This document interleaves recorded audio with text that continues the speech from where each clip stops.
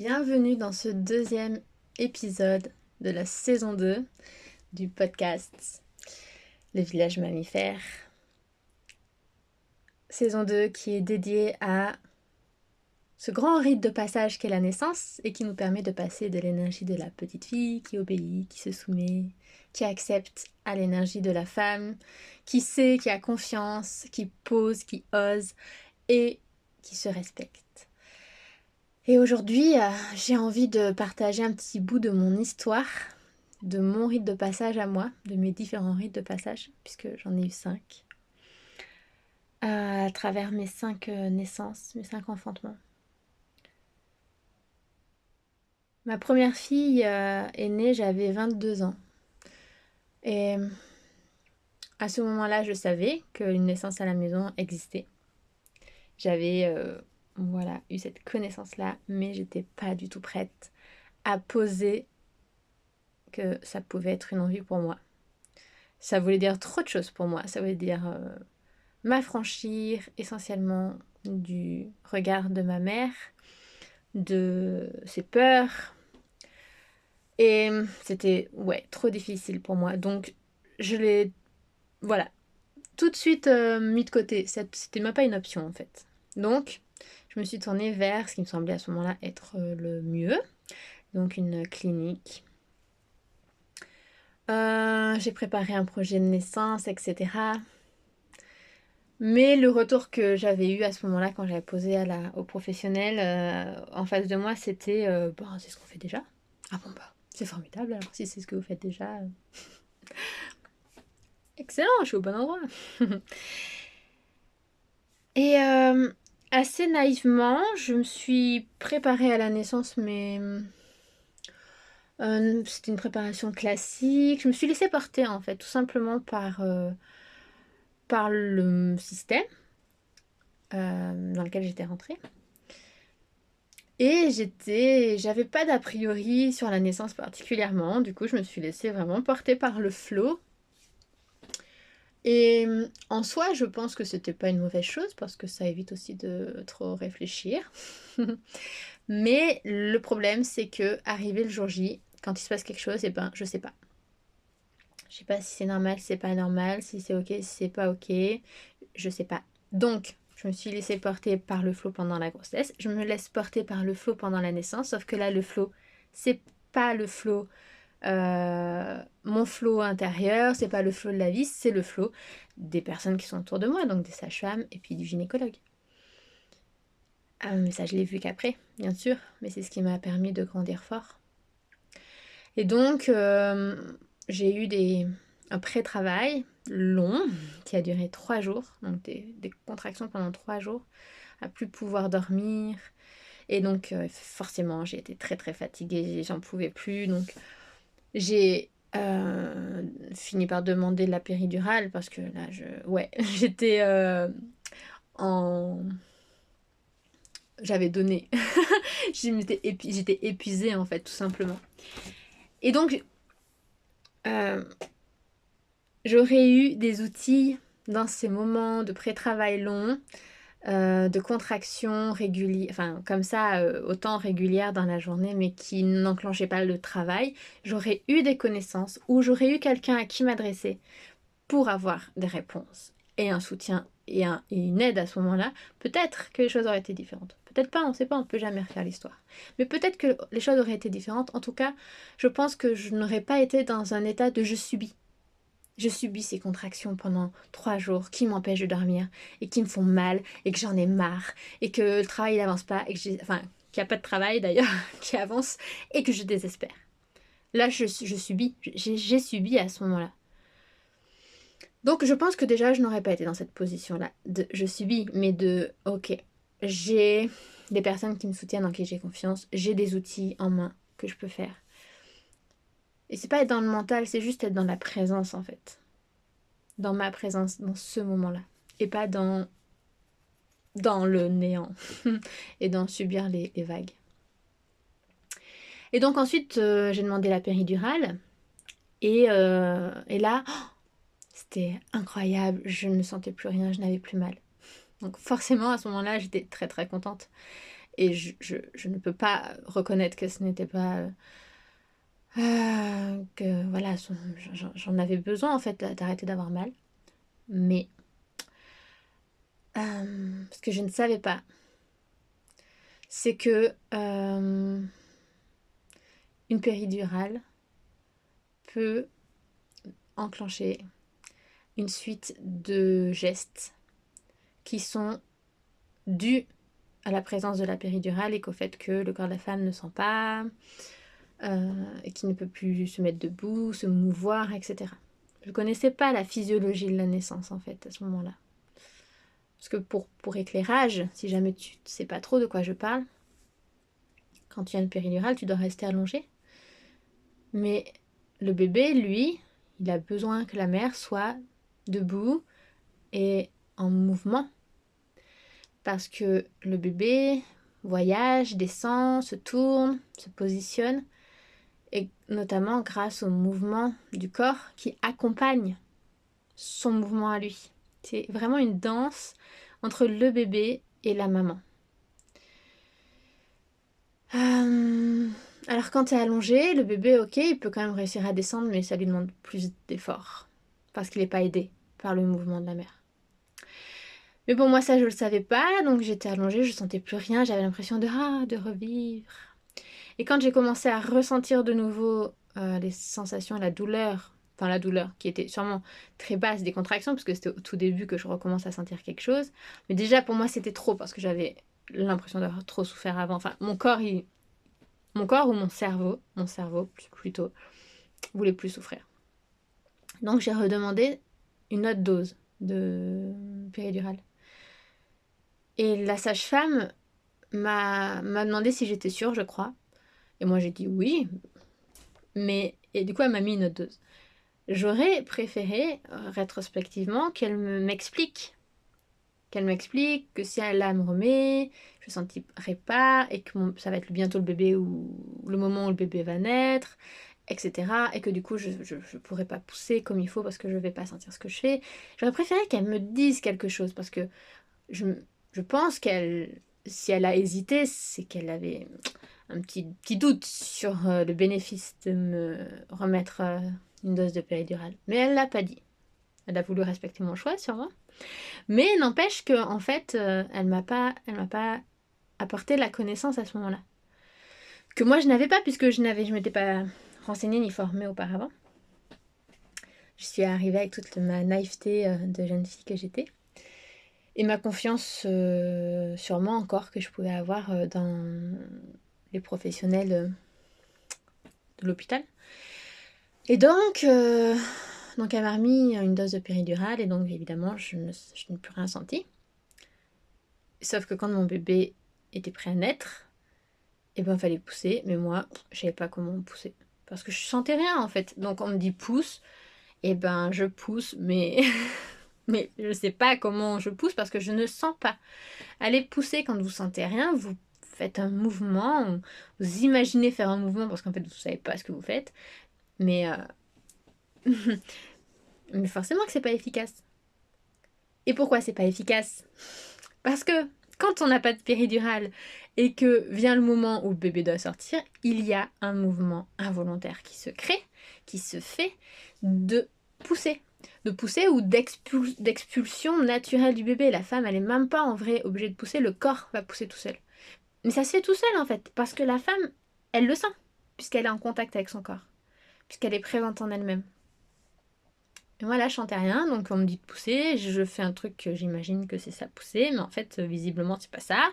Donc je me fais fâcher par le gynécologue qui est là, et voilà, qui me dit que je sais pas faire. Donc là, je me retrouve pleinement en position de la petite fille. Mais vraiment, c'est-à-dire que je me revois allongée sur cette table, le gynécologue en face de moi, les sages-femmes, je crois, ou une sage-femme, je sais plus, il me semble qu'il y en a deux, sur les côtés, et je me revois les yeux écarquillés, je sais pas faire, et je me fais fâcher, mais je fais pas mieux en fait. Et regarder la sage-femme un peu en supplication, quoi, vraiment désolée, quoi. J'étais vraiment désolée. Mais bon, c'était comme ça, je pouvais guère faire mieux. Et donc, le gynécologue, en bon sauveur, est allé aider ma fille à sortir, puisque moi, je n'y arrivais pas, que je n'étais pas une bonne pousseuse. Il a utilisé une cuillère pour sortir ma fille. Donc, on va dire que c'était un moindre mal. Mais voilà, il y a eu besoin d'instrumentation. Et voilà, l'acte qui vient euh, après la péridurale. C'est ça qu'on appelle l'enchaînement des actes médicaux après la pose de la péridurale. Pour moi, ça a été ça, mais pour d'autres, c'est d'autres instruments beaucoup plus invasifs et jusqu'à la césarienne en fait. Euh, donc voilà, ma fille est sortie, etc. Et autre phrase extrêmement infantilisante, jugeante, qui m'a replacée enfin, qui m'a maintenue dans l'énergie de la petite fille, parce que j'y étais déjà, depuis le début, de toute manière, depuis le début de ma grossesse. Hein. Il m'a dit, parce que j'avais ma fille contre moi, et donc j'avais 2 sages-femmes, un gynécologue, bon, dans une salle d'hôpital, enfin... Non, j'ai pas eu beaucoup de réactions. Et il m'a dit, bah alors, on n'est pas contente. Et en fait, enfin, ouais, ça voulait dire, ben alors, vous êtes pas en train de pleurer de joie en accueillant votre bébé, il y a un truc qui va pas, quoi. C'est ça qu'il m'a dit. Et moi, j'étais juste très mal à l'aise et pas dans l'envie d'exprimer des émotions alors que j'étais dans un espace qui n'était pas le mien, alors que j'étais avec des personnes que je ne connaissais pas, et puis alors que j'étais déjà dans un état un peu de sidération, parce que avec ce qui s'était passé, j'étais déjà en fait un peu en dehors de mon corps, quoi. Donc cette phrase m'a énormément marquée parce que ma fille a 16 ans maintenant, et vous voyez, j'en parle encore. Donc cette scène, cette phrase m'a vraiment marquée. Je ne pense pas qu'elle m'ait beaucoup impactée, en tout cas elle m'a beaucoup stimulée pour vivre autre chose les fois d'après. Mais voilà, ça a été une phrase marquante et aujourd'hui je vois à quel point j'étais dans cette énergie de la petite fille. Euh, Et donc après, pour mes 4 autres naissances, là j'ai décidé de donner naissance à la maison. Là c'était clair que ce qui s'était passé, c'était parce que j'étais à l'hôpital. Et que sans ça, ça aurait été différent. Et donc là j'ai commencé à vraiment m'informer. Euh, Donc les 2 naissances d'après ont été à la maison avec sage-femme. Et donc forcément je me suis formée, intéressée, donc c'était beaucoup plus clair pour moi. Et ça m'a permis vraiment d'expérimenter les différents états de naissance dans l'eau, avec des mantras, euh, avec la présence chaleureuse d'une femme à mes côtés, d'accueillir mes bébés de différentes manières, d'avoir des sensations différentes et de sentir à quel point la naissance était un moment tellement impuissant, à quel point je me suis sentie puissante et de me dire waouh, j'ai fait ça, voilà, je peux tout faire. À quel point ce passage initiatique dont j'ai parlé dans le premier épisode, là, je l'ai vécu, je l'ai ressenti, il y a quelque chose qui s'est passé dans mon corps. Et je crois que j'avais fait un travail pendant la grossesse, bien sûr, pendant les grossesses, mais que c'était comme vraiment le point culminant, quoi. Là, ça venait vraiment... Pouah, mes cellules, elles se sont alchimisées avec le passage de mon bébé. Et du placenta qui est né après. C'est un passage tellement fort où je me suis sentie traversée par l'énergie de vie, littéralement l'énergie de vie qui me traverse et qui fait naître mon bébé. Et qu'est-ce que c'est incroyable! C'est incroyable. Et de voir comme j'étais capable d'accueillir les contractions, de faire passer une contraction de 9 sur 10 à 3 sur 10 avec un mantra,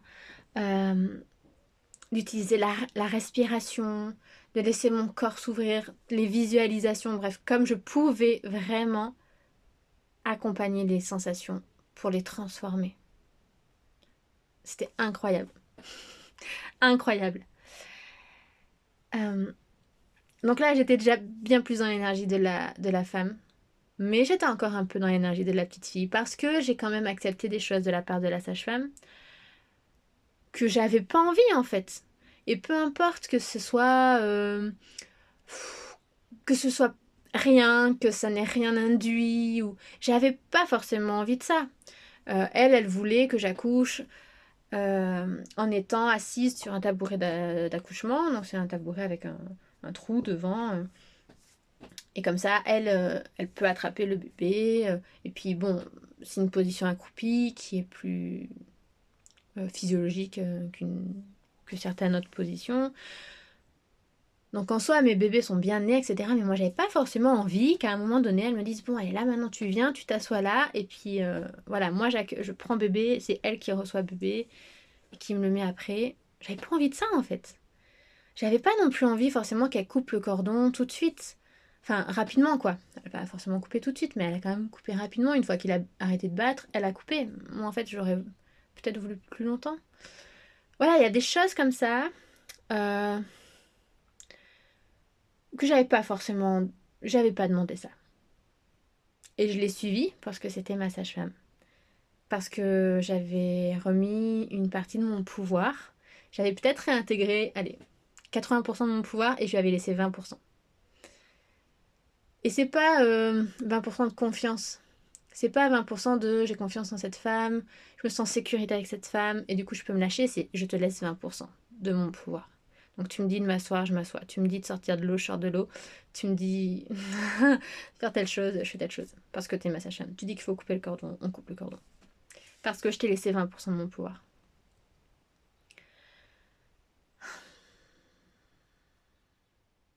Alors pour les 2 grossesses d'après,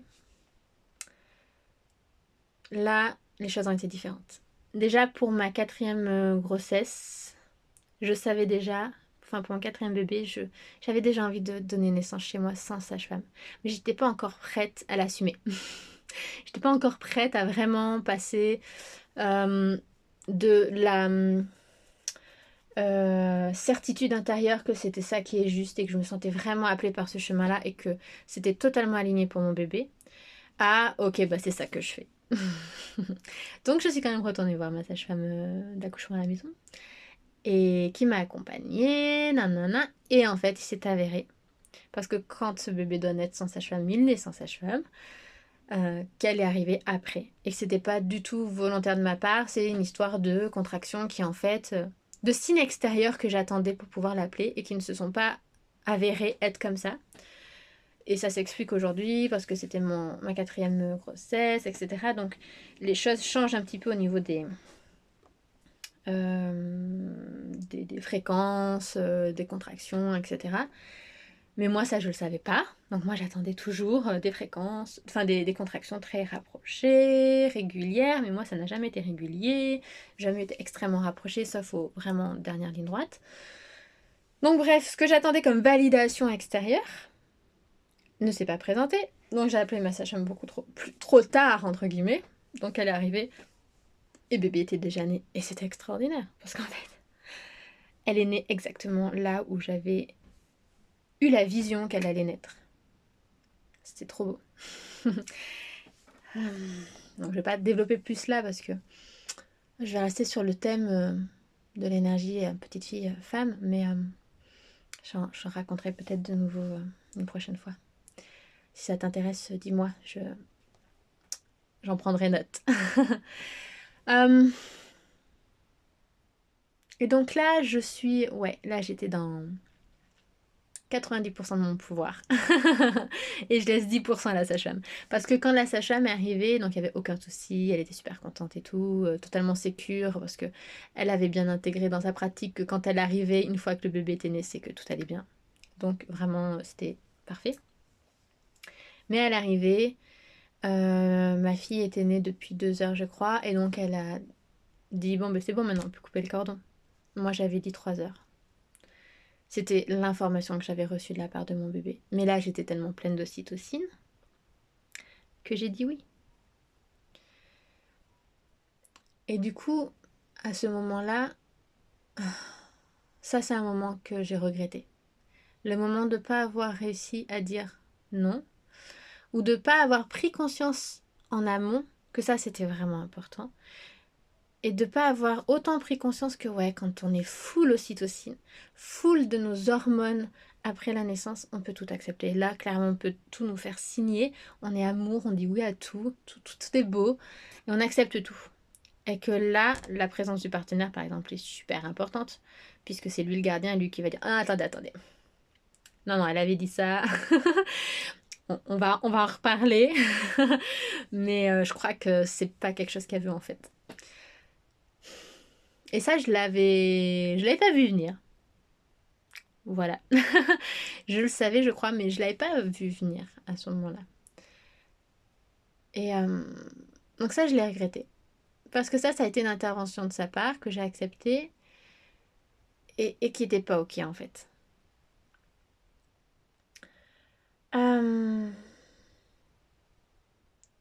Et ensuite vient ma dernière grossesse, ma 5e grossesse et 5e naissance. Et là, par contre, j'ai fait en sorte de récupérer tout mon pouvoir et d'être pleinement dans l'énergie de la femme. Où j'ai pas fait de suivi pendant la grossesse, sauf ce qui m'appelait, sauf ce qui me paraissait c'est juste à ce moment-là. Et j'avais pas de sage-femme de prévu pour la naissance, j'avais seulement une amie qui était prévue. Et donc là, ça m'a permis vraiment de laisser venir mon bébé, d'expérimenter de c'est quoi, de se laisser, d'être dans la confiance pleinement, dans l'écoute intérieure, dans avoir foi, dans être dans se laisser porter par le flux, par le processus de la vie, tout en étant à l'écoute en fait. Et c'est pas être aveugle et faire l'autruche, c'est en étant suffisamment consciente et informée pour dire ok là il se passe ça, c'est ça qui se passe. Là il se passe ça, c'est ça. Avoir la connaissance. Alors pendant cette grossesse et cette naissance, j'avais une amie sage-femme à qui je pouvais poser des questions. Donc j'avais une personne référente, ressource, qui pouvait me donner des informations et en qui j'avais confiance et en qui du coup les informations qu'elle me donnait étaient pour moi juste, je lui faisais confiance quoi. Mais elle était à titre indicative, elle était à titre informative. Elle n'était pas à me dire ce qu'il faut faire ou pas faire. Donc ça m'a permis de beaucoup apprendre, encore plus apprendre sur la naissance, la physiologie, le corps, les différentes... enfin, ce qui peut manifester, les différentes manifestations du corps, les saignements, etc. Ça m'a permis d'expérimenter pleinement la naissance dans cet état de je suis juste avec moi-même et avec mon bébé. Et de pouvoir faire exactement ce que je veux et ce qui est juste pour moi, au moment où c'est juste pour moi. Donc ça, c'était super puissant, super transformateur et formateur pour moi. Et je crois que je suis une femme d'expérience, c'est-à-dire que j'ai besoin de passer par l'expérience pour intégrer vraiment des informations. Et ça m'a permis comme d'ancrer en moi toutes les connaissances que j'avais eues dans mes différentes formations. Parce que des formations, j'en ai suivi des tas et des tas. Mais là, ça m'a permis d'asseoir en fait à l'intérieur ces connaissances-là pour pouvoir me sentir vraiment légitime et dans une capacité suffisante pour être dans l'information et le soutien aux femmes. Et ça m'a permis de vraiment réintégrer mon pouvoir. Ce qui est un processus qui finalement ne s'arrête jamais parce qu'ensuite on a notre bébé, ok, et puis ensuite il y a l'allaitement, l'enfant grandit, etc. On passe par plein de moments où on doit être dans notre pouvoir parce qu'on a besoin de se positionner pour notre enfant par rapport à ce qui nous semble juste. Donc le chemin ne s'arrête jamais. Mais n'empêche que ce grand moment-là de la naissance, ces différents processus que j'ai eus durant les différentes grossesses et différents enfantements, ont été pour moi un processus vraiment individuel à chaque fois, mais qui, mis bout à bout, forment un chemin. Et qui fait qu'aujourd'hui, je suis la femme que je suis. J'ai vécu 5 rites de passage. On va dire 6 avec un avortement que j'ai vécu entre ma 3e et mon 4e. Tout ça sont des rites de passage qui petit à petit, les uns après les autres, font enlever des peaux et font des renaissances à moi-même, des renaissances dans mon énergie, dans mon pouvoir, dans l'énergie de la femme qui sait, qui dit et qui se respecte.